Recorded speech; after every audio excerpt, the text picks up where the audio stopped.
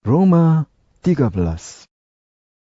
Setiap orang harus taat kepada pemerintah, kerana pemerintah mendapat kekuasaan daripada Allah. Pemerintah yang ada sekarang pun ditetapkan oleh Allah. Oleh itu, orang yang menentang pemerintah menentang apa yang sudah ditetapkan oleh Allah. Sesiapa yang berbuat demikian akan mendatangkan hukuman kepada dirinya sendiri. Mereka yang berbuat baik tidak perlu takut kepada pemerintah. Hanya mereka yang berbuat jahat harus takut. Jika kamu tidak mahu berasa takut kepada pemerintah, berbuatlah baik, lalu kamu akan dipuji. Hal itu demikian, kerana pemerintah itu hamba Allah yang berkhidmat bagi kebaikan kamu.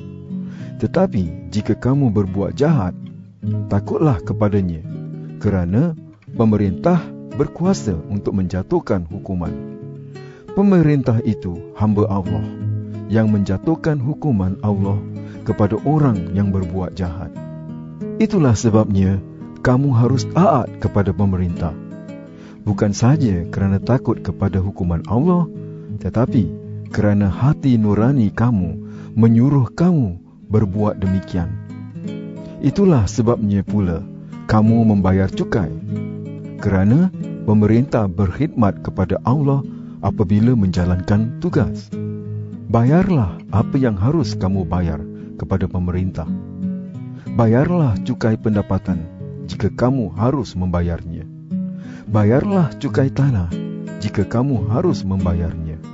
Hormatilah mereka yang harus dihormati, dan hargailah mereka yang harus dihargai. Janganlah berhutang kepada sesiapa pun, kecuali berhutang kasih terhadap satu sama lain. Sesiapa yang mengasihi sesama manusia mentaati Taurat.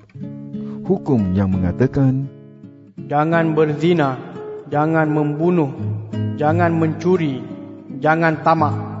Semua ini dan hukum yang lain sudah disimpulkan menjadi satu hukum sahaja. Kasihilah sesama manusia seperti kamu mengasihi dirimu sendiri. Orang yang mengasihi orang lain tidak akan berbuat jahat kepada orang itu. Oleh itu, orang yang mengasihi sesama manusia mentaati keseluruhan Taurat.